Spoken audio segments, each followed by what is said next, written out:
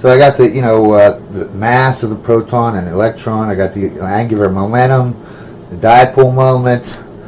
I did the equation and figured it out for little g on the surface of the proton, and also at the, I did the altitude above the nucleus, right, above the proton, where the first any energy level is for the lowest electron, that distance. I figured out what little g was there. Little g is the acceleration, what you'd feel. The further out, you'll have less acceleration.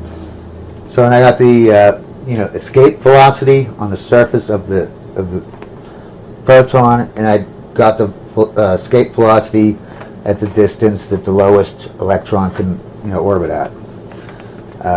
A bunch of equations on angular equations, so I want to make sure that the magnetic dipole moment that they have and all this stuff is right. So I literally have different numbers for, depends on what old scientist, old physicist that you looked up. They all have different equations, man. Some of them are the same, they just use different units. But some of them, you get different answers, you know what I mean? So I need to check all that out, right? So what am I thinking so far? Like I said, the main thing is these two fields cancel them out. You're orbiting, you want it to be right where you're orbiting, right? These electrons have to be orbiting. It's the only way, right? And orbiting, because of gravity. That's the only way to have it orbit and not accelerate, right? I wonder what happens if you have a charge, right? And you spin it, right? You orbit it like this, and does it spit out photons just from acceleration due to change in direction? Maybe it only accelerates. It only shoots out photons when when an electron's accelerating through velocity. Because time dilation's like that. It's different for displacement. This direction, changing your direction all the time, spinning. You know what I mean? Yeah, it's different. Different time dilation than when you're accelerating due to changing your velocity. Alright? But another idea I have, okay, it might be stupid, but half of them are going to be stupid at the beginning, right? I don't think it's really that dumb of an idea, though, man. Is what is the deal with these flux lines? Why can't these be? Look at these levels. Look at this. Look at that. That just looks like. Why can't these flux lines be the energy levels? You know what I mean? Then they could jump up to the next energy level, jump up to the next, and an energy level could be a flux line. A flux line, a point on the flux line where the electric and magnetic forces cancel out, and where you're just orbiting due to gravity. I want to bring up some points that it's going to help me figure this out, right? A lot of people don't realize this, okay? But a neutron, okay, yeah, it's zero charge, okay? But it does have a magnetic dipole. Okay? It's a little tiny magnet, okay? It's a really weak, tiny magnet, okay? But nonetheless, it's a tiny magnet, all right? Then you got your proton, right? Obviously, it has a positive charge, but it's a magnet too, okay? It's a medium-sized magnet, okay, or strength.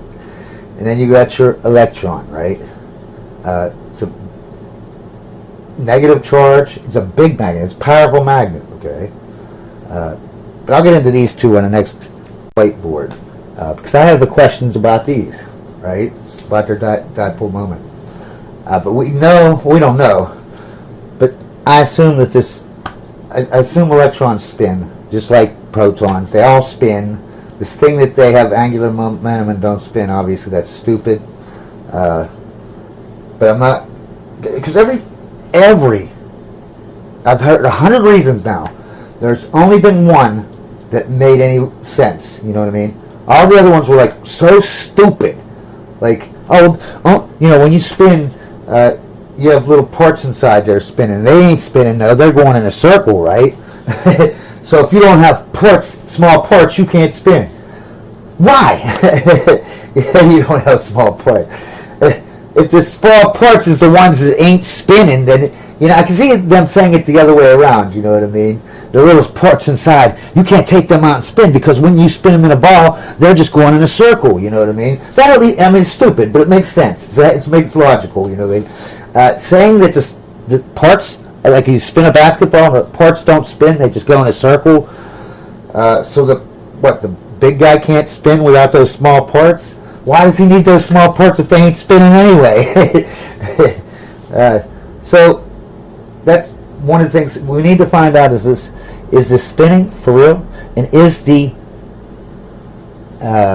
flux lines, are the flux lines spinning? Spinning, right? Because it has an intrinsic spin, right, to spin. But that doesn't mean this has to spin, okay? It might just be because it's an elementary particle that this flux lines don't spin. You know what I mean? And it's the flux lines are actually part of space-time or something. You know what I mean? And also wanted to bring up too, you know, this is angular momentum, the total, and this equation is bull. It might be the equation. I don't know. I just put this down so you can see what I'm saying, right? This is the total angular momentum. See, this is spin momentum, and this is orbiting momentum, okay? You don't have to put, there is no, even if it orbits, there's no orbiting momentum, okay? Because you're being inertial when you're orbiting, all right? Just like a planet, or just like when you're in free fall. You're just floating, there's no forces, you're not accelerating. Okay, so let's get into these couple things, and then I'll get into my picture here and how I want to try to build this atom and that, you know what I mean?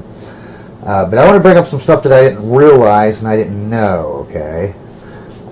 We all know, right, if you have two magnets like this, they're going to repel, right? So you got red and blue and blue.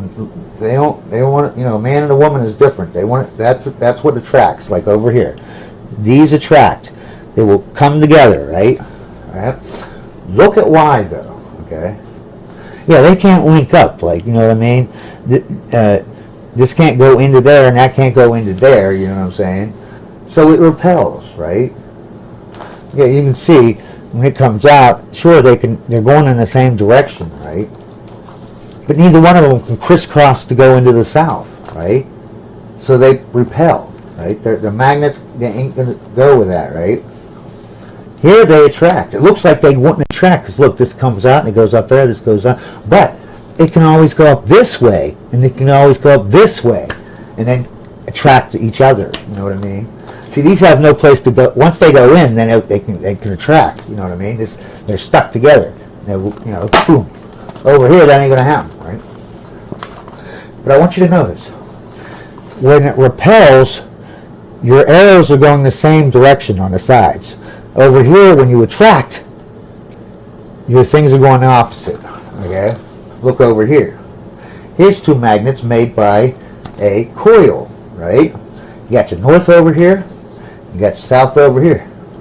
What happens when you have, you know, two reds and two blues, right? The lines come out, they have nowhere to go, okay? This one comes out, it has nowhere to go. They can't link up. Just like over here, they're all going in, so they can't link up, all right? But these two attract because they're using electricity, right? And so you get different effects.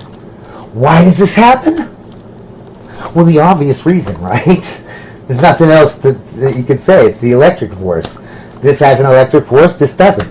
The electric force is attracting, the magnetic forces are, right, they're going to pull you apart. Who's stronger? And that's why I want to bring this up. Who's stronger out of these two magnetic and electric forces? Obviously, I bet you $1 million. I haven't done the equations. I'm just starting on the electric field right now, right? But obviously, at least in this configuration, right? The north attracts the north, and the south attracts the south. You know? Look over here, okay? Two current, lines, right? Current's going through the wires, right? And you can either say that the positives are going that way, or you can say the negatives are going that way. Either one, whatever. But if you did the right-hand rule, you put your thumb that way, right? And you wrap it around there, and you can see I got black there, so you can see it's behind the black line. And it comes up, it goes behind the black line. See right here too, here too. But this guy has the same current going, same direction. So he has the same loops, right? Now I want you to look, okay? You see these two loops right here? So you can see them. I took them like this because they're like this, right? And I took it like that and I put it so it's flat, so you can see the circle, right? The circle's like this. Now I'm turning it like this. These are those two circles, okay? Look at the arrows when they're together, right? This arrow is going that way, and the top circle on the bottom, it's going that way. When they intersect here, they're going the wrong way, okay? But why do they attract? How do they attract? See here, all right? Over here, when you had your two lines that didn't, mesh up or whatever, right?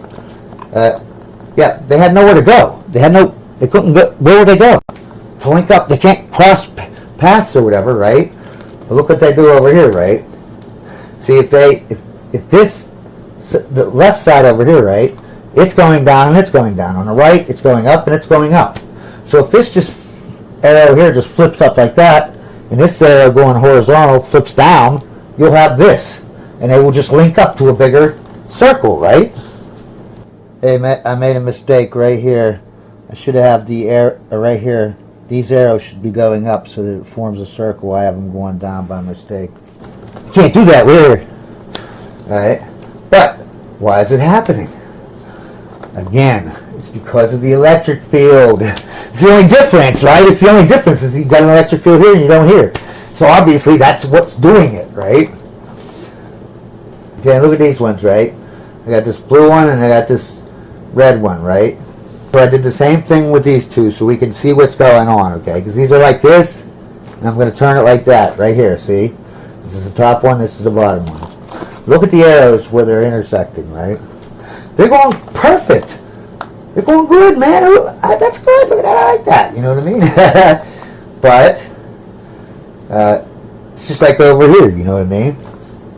Now look if they did the same thing over here. Look at their arrows. The bottom ones, they're not meshing up. They're doing opposites. This is going down here and up, and this one's over here is going up and down. They're going opposites. They can't link up.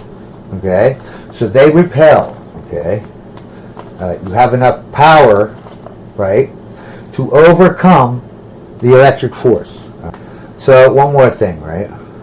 Here you got two electrons, two dots, right? And I got the letter R in there. Why? Because they repel, right? They're just standing there. Okay? These are just two electrons, just point charges, right, or whatever.